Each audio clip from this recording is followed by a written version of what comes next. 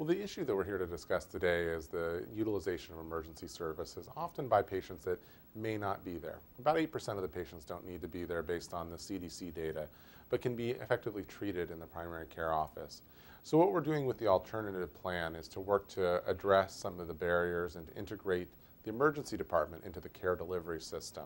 And it's going to be important that we have close relationships with the primary care community and the specialty care community so that patients are able to get in and get reasonable access to those services to decompress the emergency department utilization. There is a component that is there. CDC data, again, says about 8%. So it's a little smaller than what's being advertised in terms of the size and scope of the problem. But there is an issue there. And definitely getting these folks out to their primary care and urgent care settings will help decompress the already overburdened emergency system that exists. The reality is we're having dramatic growth in emergency utilization due to our aging population and a multitude of other factors. About 12 million new visits in the last year. In a system that has not really seen any growth in its capacity to deliver services. So it is a real issue that we'd like to address and that we think will deliver better and more cost-effective care. The emergency room is often the canary in the coal mine of the broken system we have. It isn't the source of the problems. Lack of access to primary care and same-day appointments are critical. A recent study that was released showed that 16% of Medicaid patients, instead of 8% in the private insured world, have difficulty getting access to their primary care providers. We all know there's a shortage of primary care providers in many communities that are willing to take Medicaid patients, which is a real barrier to care at the end of the day, or specialists that are able and willing to see this population. Again, a significant barrier to care. So we can work to fix the motivators that are within our control for the maybe narcotic-seeking population and that part of it, but without a functioning system underlying it, we can tell the patients to go to their primary care provider all they want, but if they don't have one, that's a problem. Well, there's two parts to this, and the first is about looking at those that are there for minor or lower acuity complaints that potentially could wait till the next day. And for those patients, I think it's going to be important to make sure that we've got same-day minor care appointments and aftercare appointments. My wife's a family physician and works in the primary care world, and so I understand completely the challenges that come with scheduling, and I recognize the problem. But especially for those folks that may have utilization issues, the second part of this population, the patients requiring coordination or PRC and locked-in clients, they really need access to a same-day, next day, or relatively close follow-up, as well as aggressive education about when it's appropriate to use the ER. If you're having increasing abdominal pain for your chronic abdominal pain of unknown origin, and you've been to the ER 13 times this year, hopefully the conversation that's going to be had is we'll see you in 24 hours in the clinic. And the follow-up line that is often given about, but if you have any concerns, please feel free to go to the emergency department, hopefully that won't happen as much because patients are often going to elect to do that rather than being seen in the office when it's probably reasonable if they wait 24 hours. So we need to work to educate the patient population, to be educating our staff about when it's appropriate to refer patients for emergency utilization, and to work to educate the system as a whole about what needs we have for addressing these patients. So I think it's going to be important to know the resources that you have. A pamphlet was produced by the Washington State Medical Association, the Washington State Hospital Association, and the Washington chapter of the American College of Emergency Physicians, collectively that talked about when it's right to use the ER, or urgent care, or primary care setting. And it gives information and examples about if you've got sinus infections and cough and cold symptoms, it's probably reasonable to wait and see your primary care doctor. If you're having crushing substernal chest pain for the first in your life, it's important to go to the ER, and helps patients make that educated conversation. It's a pamphlet you can provide to them. It's available in hard copy, but it's also available on all three of the organization's websites, and so I would encourage you to download it and print it. Emergency physicians are going to be including that in the discharge instructions for patients. Additionally, though, I think it's going to be really important to talk with patients about when to use the ER when they've got chronic conditions, and making sure that the conversation that happens maybe a little too often that says, if you have any concerns, please feel free to go to the ER.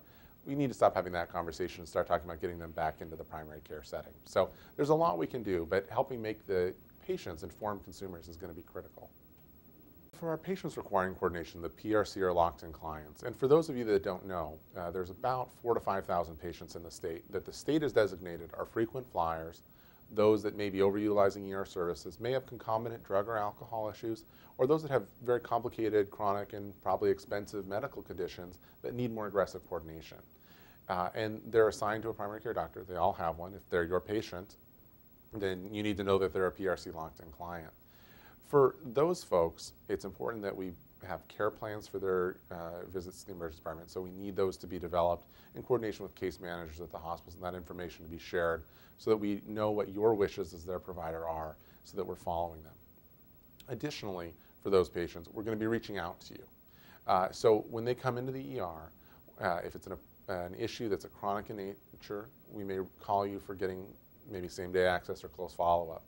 If it's a minor issue that could have been treated again, we may be contacting you about getting them access to care. If we're going to be doing that, it's going to be in real time first. And so we're going to be calling you at all hours of the day, and we apologize in advance for that, but that's building this better system of care and addressing these patients' needs so that we hopefully continue to educate them that at the end of the day, their primary care provider is what's going to be driving their care. And we're going to be contacting and coordinating with you.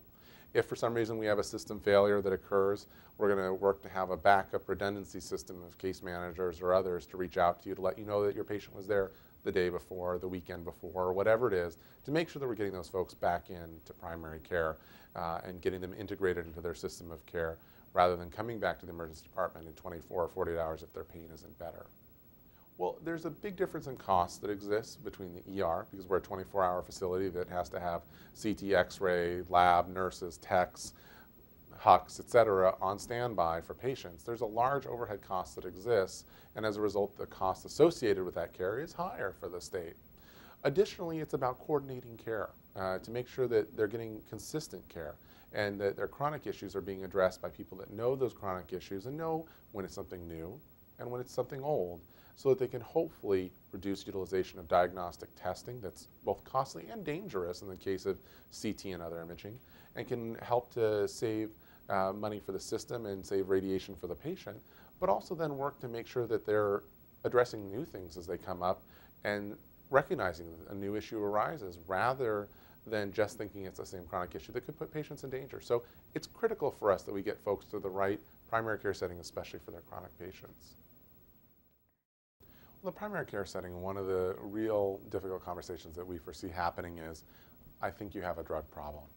And that's going to be a challenge to have with any patient. But there are some important principles that you can consider. Remember that you're there as their friend and ally, as the primary care provider that's seeing them. To be nice, at the end of the day, this is about coordinating better care and about helping them with a real problem. We know in the setting of the patients requiring coordination or PRC clients, 35% of these patients have drug and alcohol problems.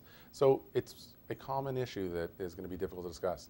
Utilizing resources, though, that we have, like the prescription monitoring program, so you can have real objective data that says, you know, you're on a pain contract with us and you've got 10 scripts in the last year from different emergency rooms that you never told us about. Or you've got other substances on here that we never prescribed you. Or there's somebody else prescribing you routine medications that isn't me. Those kind of conversations and that kind of data is going to be a real challenge. I think the other thing that is going to be a real challenge is having the conversation about, I think you're in the emergency room too much. And that will be information that hopefully will come about because we're going to be contacting primary care providers as the emergency medicine community, but also through integration with the EDI or EDIE system, and hopefully getting more primary care providers to utilize that system to know about utilization of resources and when they're seeking emergency care. I think the principles there are going to be that we recognize that you have concerns, but that when it's your chronic abdominal pain or your chronic condition, it's important that you're seeing us here in the primary care clinic's office. That we're going to work to coordinate care with the emergency departments for them to redirect you back to us if you seek care there for one of your chronic issues. And we're going to be available to the emergency department for consultation should these chronic issues continue to occur and you continue to seek services there rather than coming back to us. Remember, you're their friend and ally, as are we, and we want to be there to help them, but we want to help them get to the right location. It's going to be a tough conversation, but I think it's going to be best for them and best for everyone involved. And we'll be here to support you and to be there to reinforce to the patient that everything that you said about coordinating their care is the right answer.